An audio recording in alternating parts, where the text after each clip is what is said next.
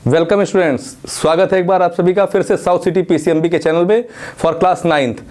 जैसा कि हम लोगों ने प्रीवियस क्लासेस में अपना पढ़ा था regarding the laws of chemical combination पढ़ा था ना हम लोगों ने। तो लॉज ऑफ केमिकल कॉम्बिनेशन जिसके पहले हम लोगों ने पढ़ा था उसे कंटिन्यू करते हुए आगे हम लोग आज आ रहे हैं डाल्टन्स एटॉमिक थ्योरी में। आपका समय वेस्ट ना हो इसलिए मैंने पहले से यहाँ पर जो उसके एजम्पशंस हैं उनको लिख रखा है। लेकिन यहाँ पर चलने से पहले हम लोग कुछ बातें करेंगे आपने इस डाल्टन एटॉमिक थ्योरी से पहले कि हम पढ़ क्या रहे हैं, what we are going to study. ठीक है, तो इसके लिए मैंने आप लोगों को पहले ही बताया था अपने पहले के वीडियोस में। अगर हमारे आप प्रीवियस वीडियोस देखते तो भी मालूम चलेगा आप लोगों को कि हमारा एक P5 रूल है। वो P5 रूल कहता है कि proper planning prevents poor performance. अगर आपकी प्लानिंग प्रॉपर है तो कभी भी आपकी पुअर परफॉर्मेंस हो नहीं सकती है।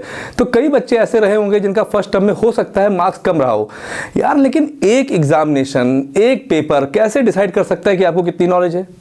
तो ये बात तो हम मानते हैं कि चलो ठीक है मार्क्स कमाए, लेकिन माँ बाप को इससे कोई फर्क नहीं पड़ता है कि आप कितने ज्ञानी हैं, कितना आपको आता है। उन्हें तो सिर्फ परसेंटेज, वो तो ये कहते हैं इतने अच्छे से अच्छे महंगे से महंगे स्कूल में आपको पढ़ा रहे हैं, महंगे से महंगे आपको ट्यूशन्स करा रहे हैं, फिर आपके मार्क्स क्यों कमा रहे हैं। काश आपकी भावनाओं को भी कोई समझ पाता ना, लेकिन नहीं समझ पा रहे हैं।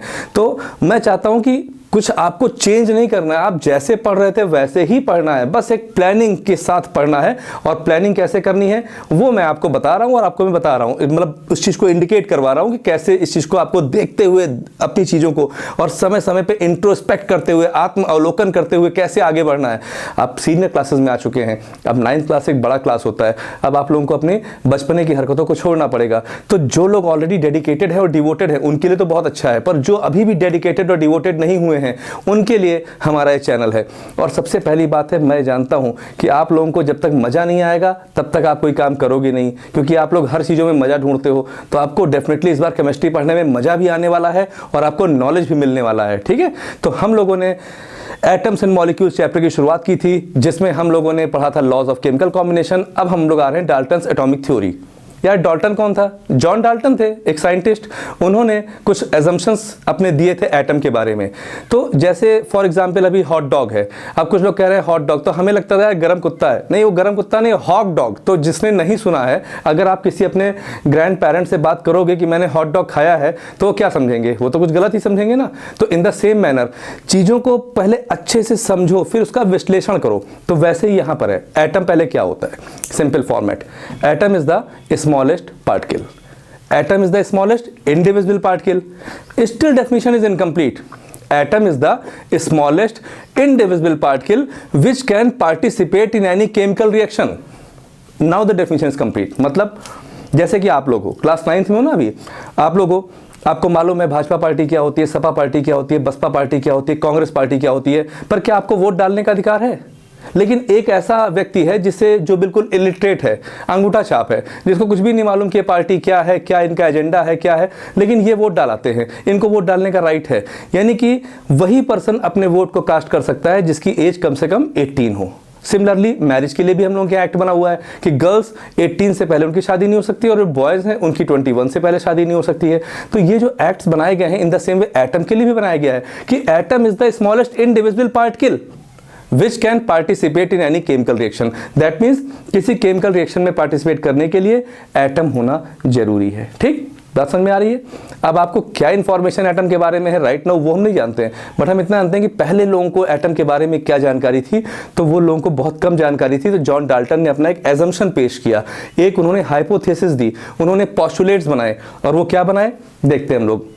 जैसे उनका पहला पॉस्टुलेट था, ऑल फॉर्म्स ऑफ मैटर, जितने भी मैटर के फॉर्म्स हैं, all forms of matter are composed of, ये कंपोज होते हैं very small discrete particles called atoms. ठीक है, जितने भी मैटर के फॉर्म्स हैं, ठीक है, चाहे वो सॉलिड हो, लिक्विड हो या गैस हो। मैं क्या कह रहा हूं?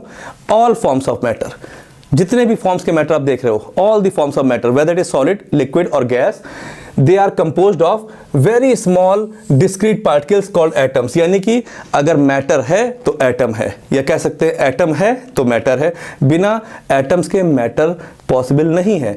तो वो चाहे वो एटम जो है वो सॉलिड के एटम्स हो या लिक्विड के एटम्स हो या गैस के एटम्स हो, but atoms are composed to form a matter. Clear? तो पहला पॉइंट कहता है कि जितने भी फॉर्म्स हैं मैटर के वो सब छोटे छोटे डिस्क्रीट पार्टिकल्स से मिलकर बने हुए हैं जिन्हें हम एटम्स कहते हैं। This was the first postulate. Now we are coming on the second postulate. An atom can not be further broken down into simpler particles. ये कहा था डाल्टन ने। क्या कहा था उन्होंने? जो हमारे डाल्टन बाबा थे उन्होंने बताया था कि एटम को हम फर्दर ब्रेक नहीं कर सकते हैं, सिंपल पार्टिकल्स में, स्मॉलर पार्टिकल्स में ब्रेक नहीं कर सकते हैं। अब आप सोच रहे हो कि सर इलेक्ट्रॉन तो है, प्रोटॉन तो है, न्यूट्रॉन तो है, पॉजिट्रॉन तो है, न्यूट्रिनो तो है, क्वार्क तो है। हाँ बेटा अब है, अब हम भी जानते हैं, तुम भी जानते हो, सब लोग जानते हैं। तो वही तो ड्रॉबैक था उनका ना, जब पहले कोई बात उन्होंने बताई फिर बाद में कुछ नई बातें निकल के आई, तो वो उनकी कमियां थी जिसे हम लोग शॉर्ट कमिंग्स कहते हैं या ड्रॉबैक्स कहते हैं। फिर एक नई थ्योरी आती है, फिर उस नई थ्योरी में कुछ कमियां होती हैं जिसे हम लोग शॉर्ट कमिंग्स, लिमिटेशंस या ड्रॉबैक्स कहते हैं। फिर एक नई थ्योरी आती है। तो ये तो काफी पुरानी थ्योरी है, तो कुछ ना कुछ तो ड्रॉबैक होगा ही होगा। तो ये इनका सेकेंड पॉइंट था कि N atom can not be further broken down into simpler particles. Atom को और छोटे पार्टिकल्स में तोड़ा नहीं जा सकता है, यानी कि सबसे सिंपलेस्ट जो है वो एटम है। हालांकि ये आगे चल के गलत हो गया था, पर फिलहाल डाल्टन जी ने जो कहा था वो यही कहा था। तीसरा point, atoms can neither be created nor be destroyed in the chemical process. Atoms को ना तो कभी बना सकते हैं ना कभी बिगाड़ सकते हैं एक पूरे केमिकल प्रोसेस में। इस पे क्वेश्चंस आते हैं एग्जाम में। क्वेश्चन आता है कि which postulate of Dalton is associated with the law of conservation of mass. क्या मैंने बोला? Which postulate of Dalton is associated with the law of conservation of mass. This is the postulate that atoms can neither be created nor be destroyed in the chemical process. ये postulate law of conservation of mass को indicate करता है। ठीक है, इसके बारे में हम लोगों ने प्रीवियस लेक्चर में डिटेल में पढ़ा था। ठीक है, यानी कि एटम्स को ना तो बनाया जा सकता है ना ही बिगाड़ा जा सकता है किसी भी केमिकल प्रोसेस के समय। ठीक, हम आते हैं इनके फोर्थ पोस्टुलेट पे। किस पोस्टुलेट पे? नंबर 4 पे। ये कह रहा है कि atoms of a particular element are same in all respects, that is they have same mass, size and chemical properties. कह रहा है कि किसी एक पार्टिकुलर एलिमेंट के जो एटम्स होंगे वो पूरे तरीके से सेम होंगे। जैसे सोडियम एलिमेंट हमने ले लिया, या हमने पोटेशियम एलिमेंट ले लिया, या हमने क्लोरीन एलिमेंट ले लिया, तो जो भी एलिमेंट्स हम लेंगे उसके अंदर जो उसके एटम्स होंगे वो सब आइडेंटिकल होंगे। क्या होंगे? सब आइडेंटिकल।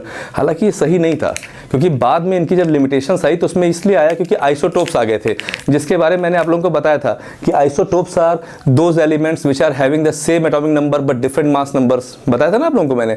तो वही होता है ना कि जैसे हाइड्रोजन के 3 आइसोटोप्स हैं, प्रोटियम, ड्यूटेरियम, ट्राइटियम। कार्बन के आइसोटोप्स हैं, ठीक है, C12, C14। तो ऐसे ही क्या हुआ, अभी तक तो यही मानते थे डाल्टन जी, और वो ये मानते थे कि किसी एक पार्टिकुलर एलिमेंट के जो भी एटम्स हैं वो सब सेम हैं इन ऑल रेस्पेक्ट्स, हर तरीके से वो सेम है, मास में, साइज में और केमिकल प्रॉपर्टीज में। यानी कि अगर एक एलिमेंट का, एक एटम का जो मास है वही दूसरे एटम का होगा, उसका साइज भी सेम होगा और उसकी केमिकल प्रॉपर्टीज भी सेम होगी। हालांकि बाद में सही नहीं था, जो लिमिटेशंस में आएगा। ठीक, now we are coming on the fifth postulate. अब हमारा 5वां पोस्टुलेट आ रहा है, the fifth one. Atoms of one element are different from those of any other element. हाँ, 2 डिफरेंट एलिमेंट हैं, एक सोडियम है एक पोटेशियम है। तो दोनों एलिमेंट के जो उसके अंदर एटम्स हैं, जैसे ये सोडियम एटम है, ठीक है, this is sodium atom, this is potassium atom.